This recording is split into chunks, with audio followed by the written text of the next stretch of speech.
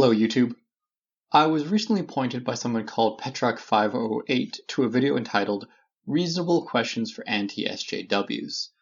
Now, I assume I won't be the only one responding to this, but I'll give it a shot because I think I have a different perspective than most of the people you'll see respond to this.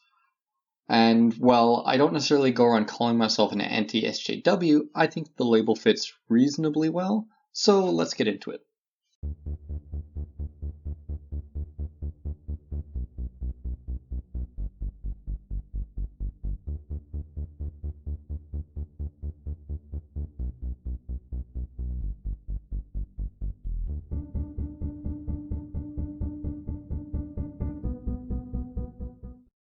Are you able to understand the irony of responding to the perceived political correctness of the left with exasperated reactionary hypersensitivity of your own?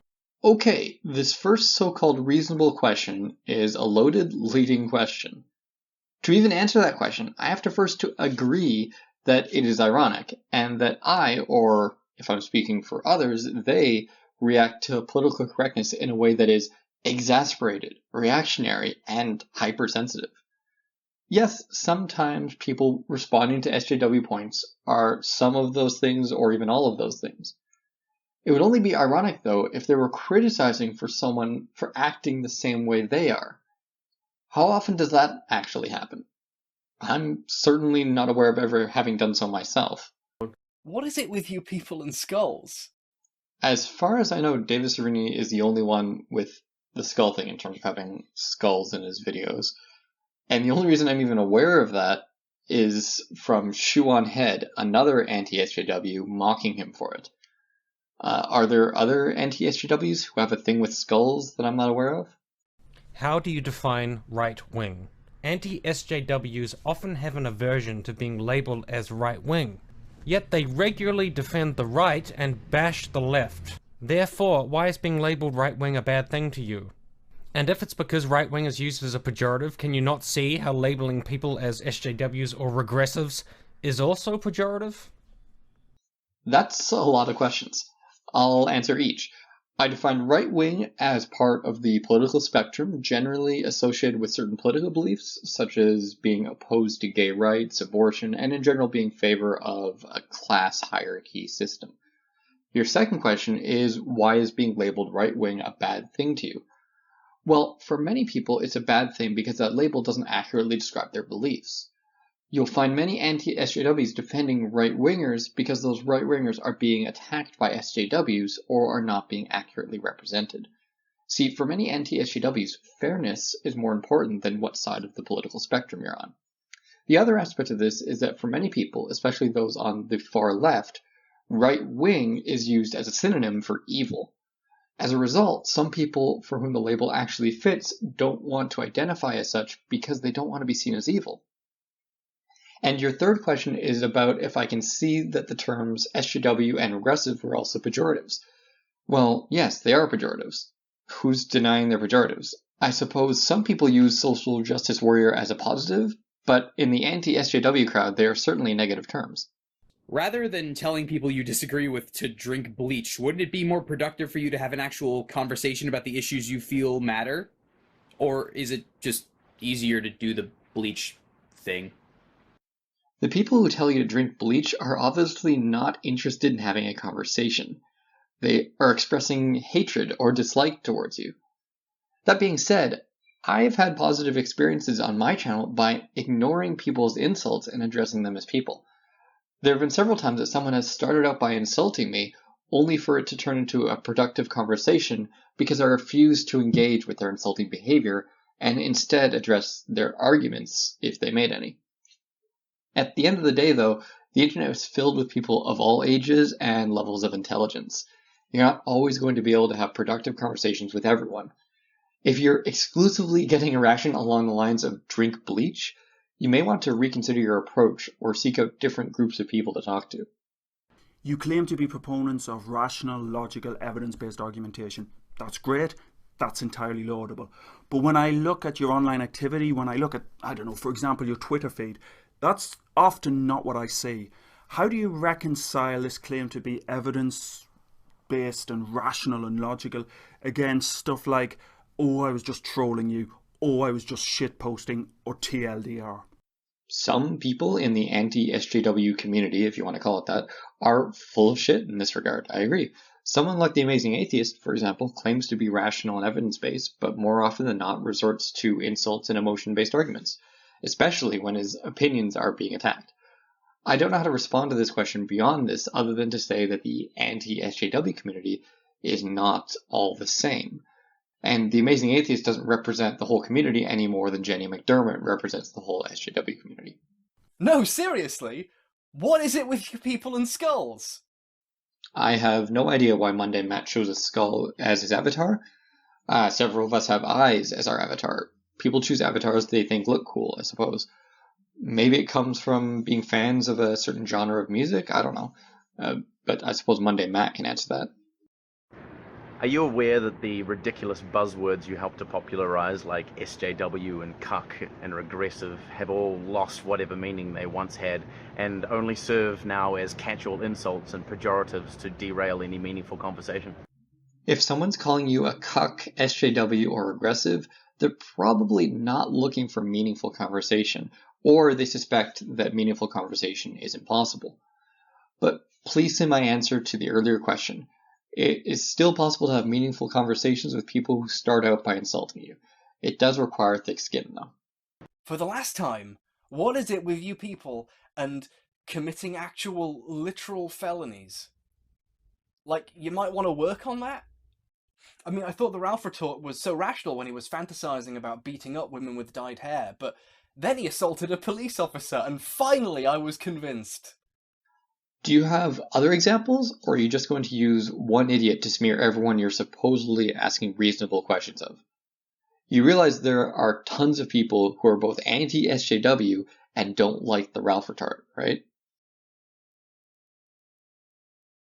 In videos and in the comment sections, anti-feminists often take up the most extreme or the weakest feminist position they can find, or they just straight up misrepresent what the feminist position is. Instead, why not take up the strongest, most robust feminist argument you can find and really challenge yourself? Low-hanging fruit is easier to debunk. Many people have taken on the best feminist arguments that they can find. Weak feminist arguments are simply easier to find and easier to derive comedy from. Many anti-feminist YouTubers are in it for comedy and entertainment more than anything else. I, for one, don't take on much really deep feminist material because I do this as a hobby and don't have the time or the inclination to do the research necessary to properly address some feminist material. Instead, I focus on the things that can be addressed through logic and reason without the need to spend hours and hours reading research and books on the topic. I am deeply concerned with male addiction rates, suicide rates, and abuse rates, because I have worked with these issues in the quote-unquote real world. Would you be willing as anti-feminists to put aside your differences with feminists for the greater good of addressing these issues, especially as the kind of solutions needed are not necessarily gendered? And if so, I would actually like you to let me know, because I'm not fucking around or presenting any gotchas here. I actually really think that we could get something done if we work together. This is the first actually reasonable question. I am willing to speak with you about these issues, but you in particular seem like an actual reasonable person. The reason you'll find many other people resistant to this is because in the past, when people have approached feminists to address men's issues, feminists have only been willing to do so if everyone accepts the basic beliefs of feminism, such as patriarchy theory. So it's all well and good to agree that there are issues that need to be addressed, but if there are fundamental disagreements about how those problems can be solved and how the world works, then it's just not going to work. There's also the fact that in several cases, the cause of men's issues is in part feminism itself. In the case of domestic violence, for example, the Duluth model, wherein the man is assumed to be the perpetrator regardless of evidence, is based on feminist theory, and it's supported by feminist organizations like the National Organization for Women. So you can see how it would be difficult for anyone to work with feminists to solve this problem when feminists are in part responsible for creating and perpetuating it. So, yeah. What is third wave feminism? Because I've often heard you folks insist that you have no objection to feminism in general. It's specifically third wave feminism that you have a quarrel with. So what is third wave feminism specifically? And what specifically about third wave feminism do you have such a problem with? Well, Steve, that's a huge question. I'm not one of those people who makes a big distinction between different waves of feminism, as I think all forms of feminism have the same fundamental problems.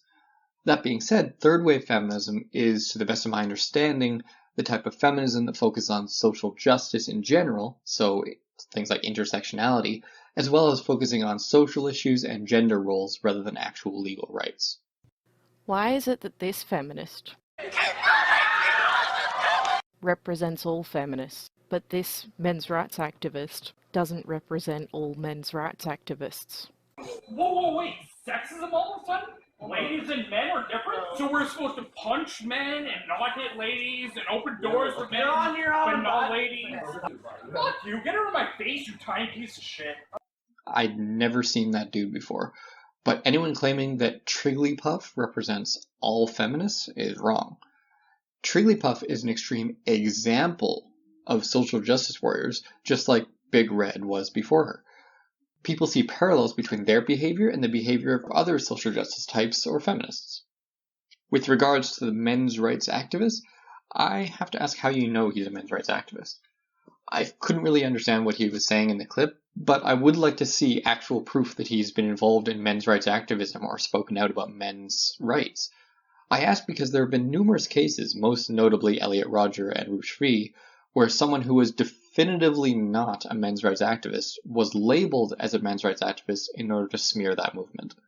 Why am I continually asked to answer for the views of feminists if I agree with feminism's overall aims, but don't agree much with those particular feminists? Does that mean that I can ask you to answer for anybody who labels themselves similarly to you, even if you don't agree much? Yes, that's how labels work, and it's why I try to avoid them. If I call myself a men's rights activist, then I can justifiably be asked to answer for the views and actions of other people who have taken on that label. That's the drawback of labels. The advantage of them is that you get to be part of a community with all the benefits that come from that. If SJWs are bad because they spend too much time whining and don't talk about real problems, then why aren't you talking about those problems instead of just whining about the other people over and over and over for literally years? I mean, in the scale of priorities, that's like even lower, right? You know, you've got the real problems, you've got the things that feminists worry about, and then you've got you going, oh, how dare they? Just, how dare they have different priorities from me? Why can't they do what I do? Whine about whining forever for a living. That's healthy. What you're missing here is the power imbalance.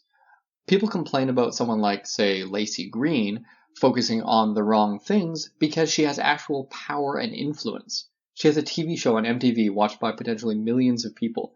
Feminism as a movement has tons of power and influence, with organizations like the National Organization for Women being capable of actually influencing policy and law. So what you're seeing here is plebs criticizing the actions of the powerful. Also, this argument you're making, it's not really a genuine question, yet again, could be used just as easily against every critic ever. Why are you whining about Michael Bay making bad films? Why don't you talk about making good films instead? Also, with this question, you're discounting the countless people in the anti-feminist and anti-SJW community who do talk about serious issues and don't just do pondage videos.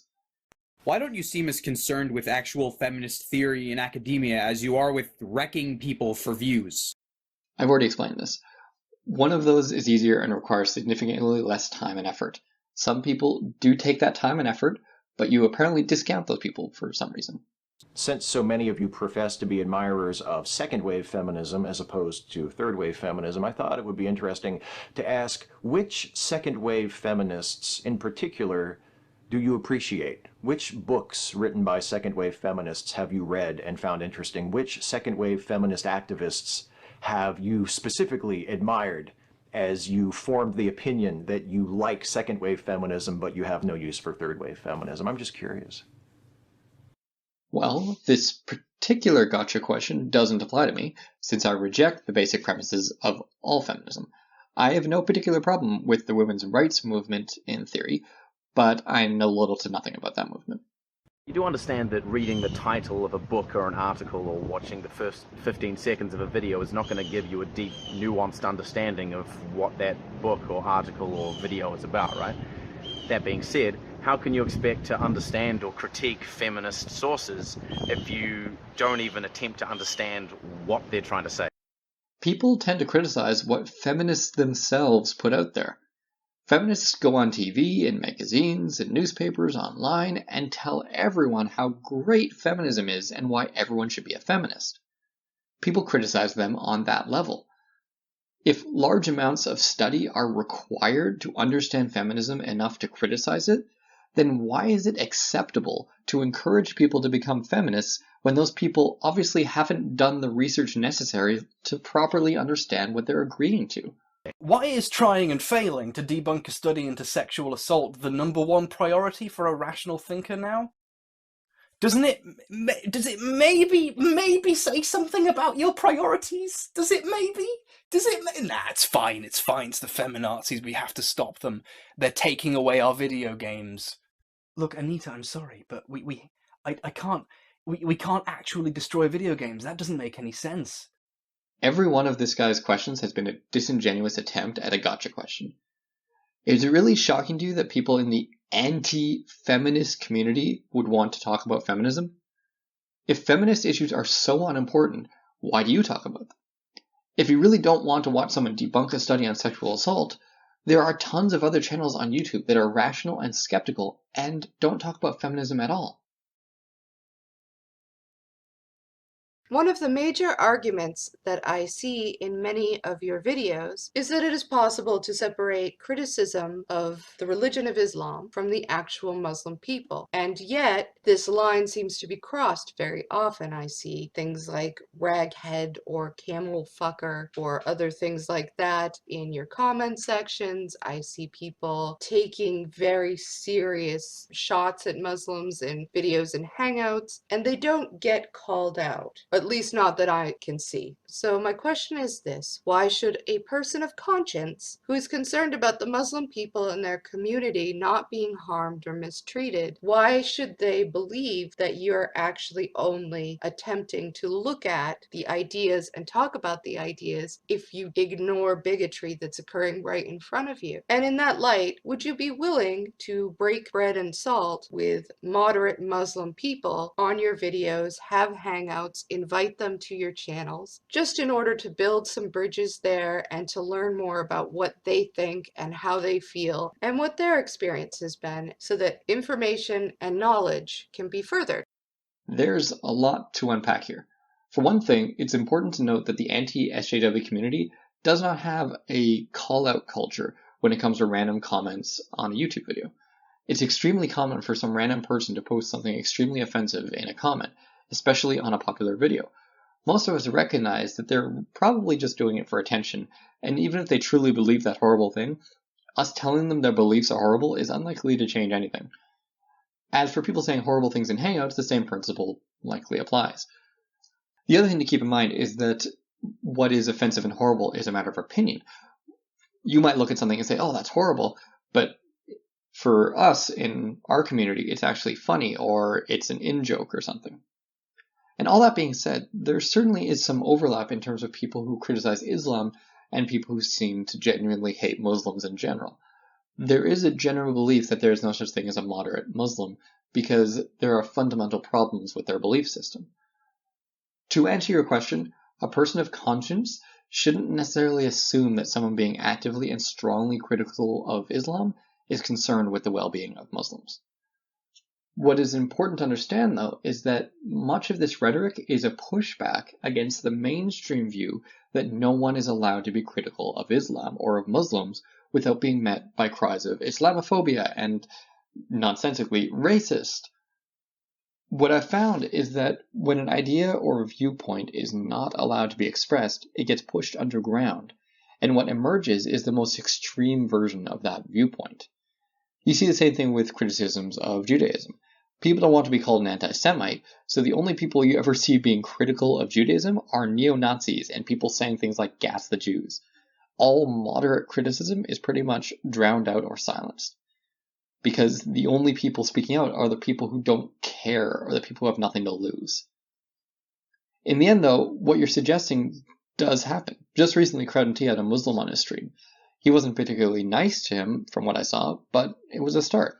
Do you deny that systemic racism against black people is like a thing in general? If so, what? Okay, just step over, just cover your ears for a second and let the smart people talk. If not, why is it so much more important to you to demonize groups like Black Lives Matter than to actually use your platforms to discuss actual solutions to issues surrounding race and racism? To answer your first question, yes, systematic racism against black people is a problem, but they're not the only race that suffers from racism. And the scale of that problem is what I have questions with. As for the rest of your question, again, this is a power issue.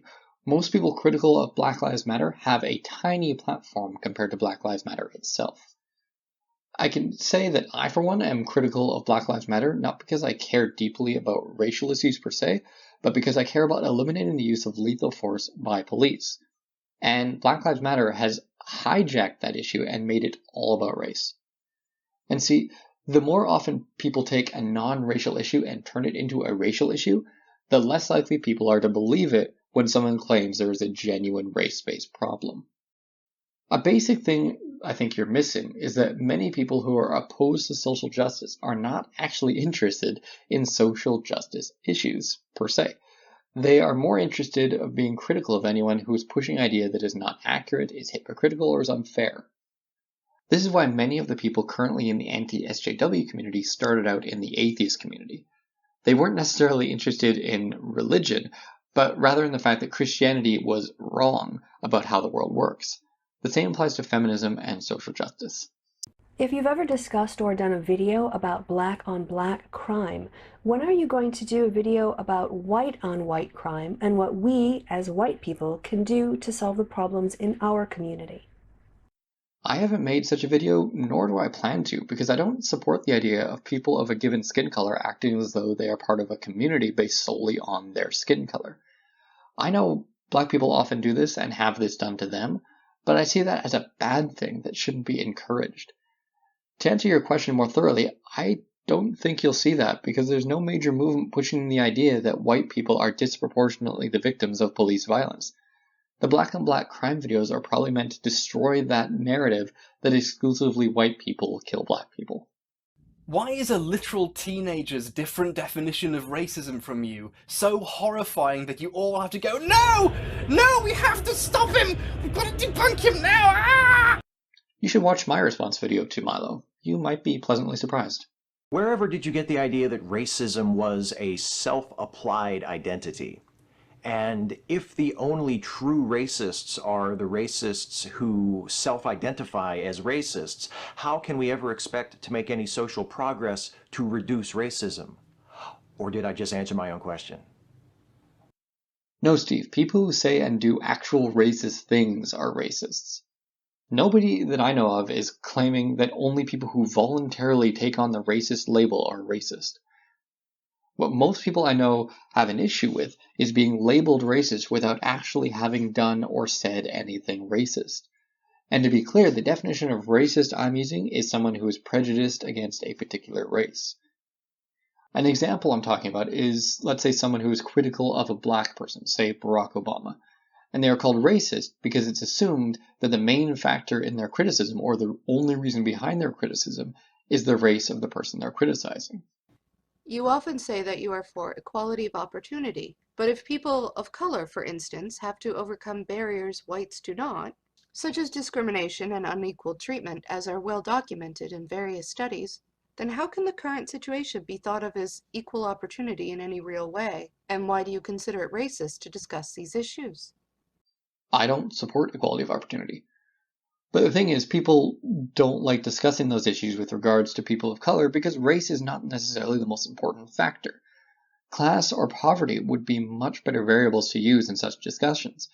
The problem with using race as a variable is that any solution proposed will probably only help people of color.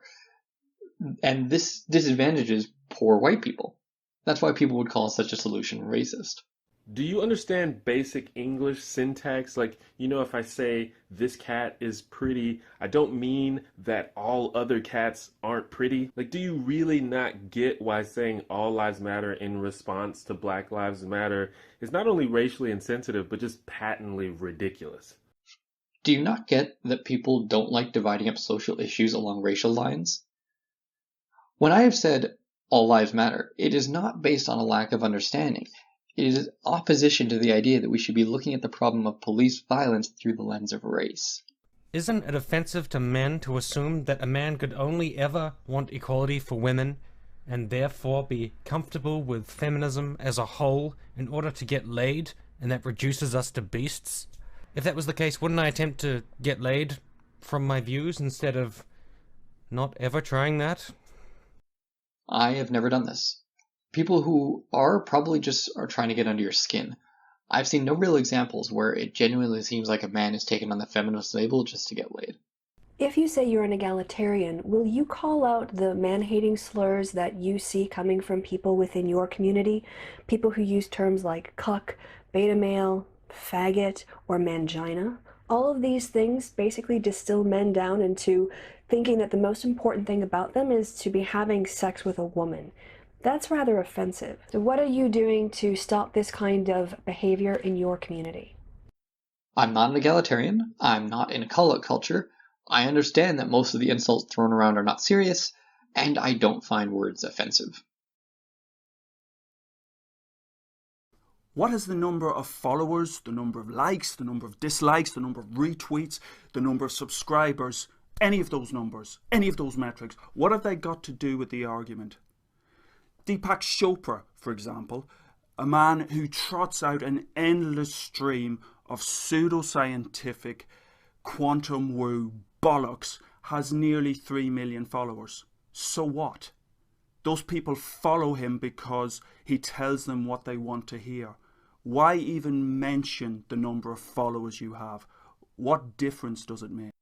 Many people have the misguided notion that metrics of that sort are entirely merit-based. And while merit certainly plays some part, so do other things that have nothing to do with your intelligence, reasoning skill, or the validity of your points. Why is it that you go on and fucking on about safe spaces and trigger warnings and delicate little flowers, but continue to hide behind your cartoon avatars and your childish pseudonyms, and whenever anyone calls you out on your sexist, racist, homophobic, bigoted rhetoric, you become the argument of your own scorn and are hashtag triggered, as they say? Why do you feel the need to form your questions in such a leading, condescending fashion? I mean, I'd love to genuinely answer, but then I'd be agreeing that I'm all those horrible things. It's like you don't want people to respond genuinely to your questions. But hey, I'll respond to the substance of your question anyway. You're equating two very different things. We criticize safe spaces because they're a place where people go to avoid being offended or have their feelings hurt by words. We use avatars and remain anonymous so we don't lose our jobs, our friends, and our social standing just for having the wrong opinions. Do you see the difference? And many anti-SJWs do use their real names and faces. Are those ones allowed to criticize safe spaces? As for people getting triggered, that's called being human. People sometimes get upset. The reason that term is used specifically to criticize feminists and social justice types is because it is those groups who push for the need for things like trigger warnings in textbooks in university classrooms. Are you willing to publicly acknowledge and admonish the massive amount of hatred, bullying, harassment, and intimidation that a lot of your fans infringe upon people? And I don't mean these tiny disclaimers that you put under the description fold or flash for 2 seconds at the beginning of the video that you know nobody reads. I mean a public and ongoing anti-bullying stance. Or do you kind of like watching your fans go around harassing people and calling them slurs and telling them to kill themselves? You kind of like it, don't you? I mean, if that's your thing, and I guess that's just what you're into, just makes you a dick. Luckily, I have very few, if any, fans, so this isn't an issue for me. The stance most people seem to take on this is that their fans are individuals and not mindless automatons, and so are responsible for their own actions. I don't necessarily agree entirely with that stance. I think an ongoing anti-bullying stance, or at least a very clear anti-bullying stance, would be a good idea for those large channels that spend their time being critical and making fun of individuals. But at the same time, I don't think that a YouTuber is actually to be held responsible for the actions of their subscribers. It's not a direct thing. They're not puppets. Why do you find it so hard to believe that feminists are being harassed online? Everyone who has controversial opinions sometimes gets harassed online. We don't doubt that feminists also get harassed online. We doubt that they get harassed more than anyone else who has controversial opinions. Some individual feminists do get doubted more than others, but that's usually because of a lack of trust rather than anything else. Do you understand the key importance of reproducibility and repeatability in scientific research? That's simply going to Google Scholar, doing a 30-second search for keywords and pulling out the first paper you find that backs up your stance is not a particularly credible way to do research. That you have to have a much broader overview, to read the material, to follow the citations through, to look at the broad brush approach to a particular problem. You do realise that you're as much of a social justice warrior as those you critique. It's just that you espouse a different form of social justice, a rather less considerate, rather less forgiving, rather less kind form of social justice. Yes, I do understand the proper way to do research, which is why I don't do it on my YouTube channel. I recognize how much time and effort would need to go into properly doing research, so I choose not to do it and focus my channel on other things. As for whether I'm a social justice warrior, that would entirely depend on your definition of that term. Since I disagree with many or most of the ideas associated with the term social justice, I don't see how the term social justice warrior could be applied to me. If you identify as an egalitarian, then I'm interested in your take on the usefulness of the concept of the original position as laid out by John Rawls in his theory of justice. This is seemingly meant as a gotcha question to prove that egalitarians haven't read certain source materials. I certainly haven't read anything by John Rawls, but then I'm not an egalitarian either. I'm also not going to read an entire book just to answer this question, so I'm moving on. As a supporter, as a proponent of freedom of speech, why do you want to quash academic freedom? If you're not familiar with the concept of academic freedom, it's worth, in the UK at least, looking up the 1988 Education Reform Act and seeing what that says about the rights of academics to put across unpopular opinions. I don't support anyone preventing someone from giving their opinions. I don't support people giving their opinion as fact, but still wouldn't prevent them from doing so. As for academics, I support academics being held to strict academic standards, and I support them having their work thoroughly criticized and debunked if necessary. Why are you so obsessed with Anita Sarkeesian? I made one video on a talk she did, so I'd hardly count that as an obsession. I think a lot of people used to like to talk about her because she talked about a topic they were interested in, and yet if they were critical of her, they were branded all sorts of horrible things. It's also not as if Sarkeesian made any effort to avoid being the object of negative attention. I know several times during Gamergate she went out of her way, seemingly, to seek negative attention by posting obviously inflammatory tweets. Do you really think you can spend your entire life in a perpetual state of emotional immaturity? Do you actually imagine that you will be able to perpetuate your adolescence for your entire existence? Wait, didn't somebody else ask this one? Wait, I gotta... Ah, fuck. Well, I'm pretty emotionally mature by most standards that I'm aware of. As for Sargon, well, I'm sure he'll answer that in his own video. And that's the last of the questions. I have to say I'm disappointed. For a video titled Reasonable Questions, most of these were not particularly reasonable. I just did a response to a question video of this same sort posed by libertarians and anarcho-capitalists, and while I noticed some of the same issues, it was nowhere close to this extent. These questions were almost exclusively gotcha questions designed to please their own audience rather than elicit a genuine response. Most of my answers were just unpacking and disagreeing with the assumptions in the questions rather than actually answering the questions. Anyway, I hope at least some of the people featured in this video watch this, because I don't think I fit their assumptions about what a member of the so-called anti-SJW community is like. So to everyone watching, I'm positive improvement, and I wish you all the best.